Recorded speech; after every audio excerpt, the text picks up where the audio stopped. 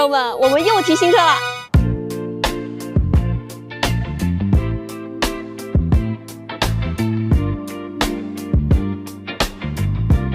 正如大家所见，我们提了一台来自上汽集团的 MG4 530智趣版。那麼關於這台車的詳細信息呢，我給大家打在公屏上了，朋友們可以先來了解一下。本來感覺呢，這只是個簡單的城市裡的代步通勤車，不過在提車後的幾天接觸下來啊，我發現這台 MG4 能給我帶來的價值啊，遠遠不止於代步和遮風擋雨。那麼接下來呢，咱們就詳細的來聊一聊。其實啊，關於這一台 MG4 的外觀設計呢，我們就不用說太多了哈。這是一台很有歐洲車風格，而且在歐洲也賣得比較好的純電兩廂車。那麼相較於國內其他同級別的車型呢， MG4 擺脫了呆萌呆板的設計特徵，那再加上這款呢是星野灰的配色，我認為啊是男女通吃的類型。OK， 接下來呢，咱們就重點來聊聊這款車的座艙體驗。走，上車。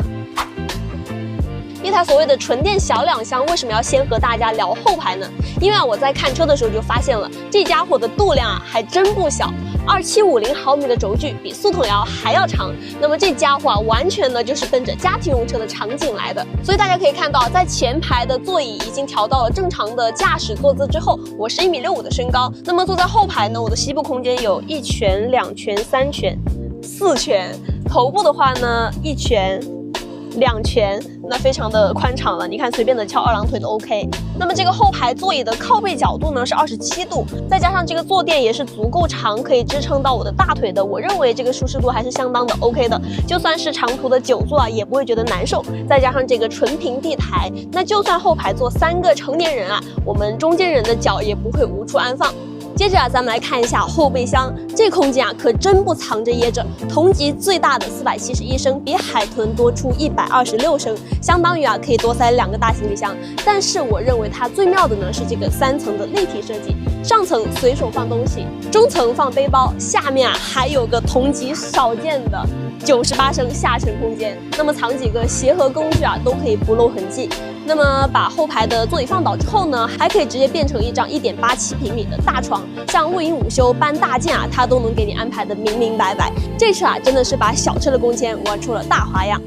OK， 後排空間夠用了，接着帶大家來前排看一下。前排的舒適性呢，做的我觉得也還是 OK 的，座椅填充物的支撐性很好。那麼坐墊呢，我認為也是足夠長的，而且它還支持主副駕通風加熱、電動調節這些功能。那麼在把基礎舒適性做好之後 ，MG4 的核心目標就是把座艙智能化體驗做得更加好。從硬件上來看呢 ，MG4 的各項水平確實還挺不錯的，8155芯片，15.6英寸的2.5K 高分辨率中控屏。那這樣的基礎硬件也能夠讓這一組屏幕的操作足夠絲滑順暢。那麼在這基礎上呢 ，MG4 還搭載了 OPPO 智行手車互聯系統。說是 OPPO 智行啊，但其實這輛車支持蘋果、安卓、華為等多個手機品牌。那比如我現在呢用的就是蘋果，那一樣呢能夠把手機上所有的 APP 流轉到車機的系統上面。車機就是手機，手機能控車的體驗啊，讓 MG4 的車機互聯生態更加的完善了。上車啊，手機都不用套，在車機的屏幕上就能夠直接絲滑的使用各種手機 APP 的感覺啊，可太爽了。OK， 聊完 MG4 的座艙內飾，接着我們再來聊聊它的動態駕駛感受。在把 MG4 提回來之後啊，其實我跟它相處也有一段時間了，但是呢，這台車真正能夠打動我的地方還在於細節啊。首先呢，我們團隊之前就針對 MG4 的極熱防曬降溫能力做過測試。我就這麼說吧，在10萬級的價位內啊，無論是什麼品牌，都極少有車型會採用雙層鍍銀前擋玻璃和帶有 UV-IR 防曬塗層的側窗玻璃，而 MG4 呢，恰好就是其中之一。這樣的外在用料可以說是非常的扎實了，同時呢，它的紫外線平均隔絕率是高達99.1%的。MG4 這些我們看不到的內在細節啊，更能夠體現出上汽集團的大廠擔當。那麼另外一個細節呢，就是 C2B 電池車身一體化技術，以及車身結構中大量的鋁合金材質，將這款車的車身扭轉剛度啊提升到了31000牛米每度。那這個很多進口的豪華車處於同一水平，帶來的安全保障啊也可想而知。其實在我看來，正是這些用心造車、良心造車的細節，才可以真正打動我們的消費者。你說這樣的車不成為市場上的黑馬，那麼誰又會是黑馬呢？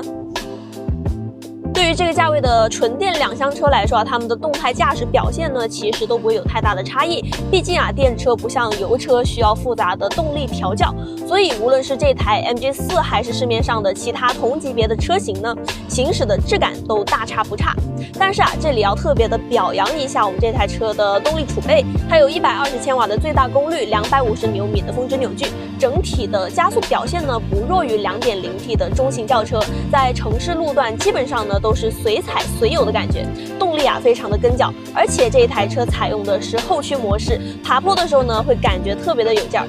那麼在電池技術方面呢，這裡跟大家說一個我的小痛點啊，我們原本呢是想買半固態安心版的，而且啊半固態版本只比我們這台車貴了6000塊錢，但是啊因為實在是等不及了，所以說買了這台寧德時代的磷酸鐵鋰電池版。那這裡也多提一句啊，半固態版本由於電芯內部的電解質材料介質的特殊性，所以它的最大優勢呢就是能夠從源頭上阻絕自燃。當然这台車搭載的寧德時代磷酸鐵鋰電池呢也還不錯，磷酸鐵鋰也比三元鋰更加的穩定，即便是發生熱失控，它的燃燒速度啊也會比較慢，不會出現爆燃的情況，安全性能表現也還不錯。那麼至於大家關心的續航問題呢，這台 MG4 的 CELTIC 續航里程是530公里，在同級車型裡絕對是名列前茅的。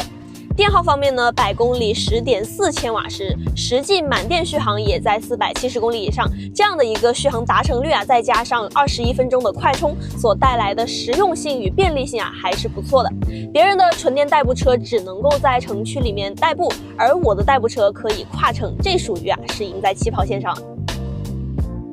那麼其實在跨城出行的時候呢，這台 MG4 還有一個很好用的地方，那就是它還有着不錯的輔助駕駛功能。10萬以內的純電代步車能夠配備組合輔助駕駛功能的還真不多。我看了一下，在目前已經上市的車型中啊，除了比亞迪海豚、海鷗以外，也就它了。老規矩，這台車的輔助駕駛硬件配置啊，我也打在公屏上了，大家可以先參考一下。那麼這些硬件呢，也直接為 MG4 帶來了高速 NOA 領航輔助和全場景智能泊車輔助功能。其實啊，對於很多新手而言，我們都在說不要過多的依賴輔助駕駛功能，但是 MG4 的輔助駕駛系統相當於起到了一個人機共駕的效果。新手司機可以跟着車輛的操作多看多學，這也會對自己的駕駛技巧提升帶來積極的作用。另外呢，它的智能泊車輔助系統智能化的程度也比較高，除了能夠輕鬆的停入垂直、斜列、平行車位之外，它還有相當快的車位識別速度。那麼除了好用之外呢， MG4 的輔助駕駛系統其實也更加注重安全，在主動安全相關的配置上面就一共有14，前後方 AEB 主動剎車、開門碰撞預警、誤加速抑制這些功能啊，都是完全涵蓋了的。當然了，這些功能其實跟車裡的6組安全氣囊一樣，只是安全冗於後備，希望啊永遠不要用到。總的來說啊，這台 MG4 或許並不是一台很有鍵盤值的新車，它沒有超跑般的動力，也沒有特別極致的底盤性能，但還是那一句話，我們真正需要的代步車啊，是一款均衡好用、安全可靠的車型。這樣來看，這台 MG4 倒也是蠻樸實的，修煉實用性、修煉舒適性、修煉內核品質，才有了這樣完備的產品力。但是啊，話又說回來了，這樣的水桶車基本上也只能是上汽這種擁有完備體系力的大廠才能開發出來的。OK， 那麼這期的內容呢就到這裡了，也歡迎大家一起來討論一下對於 MG4 的一些看法。關於這台車的後續使用體驗、用車成本分析與可靠性分析啊，大家也可以持續的期待一波。咱們下期再見。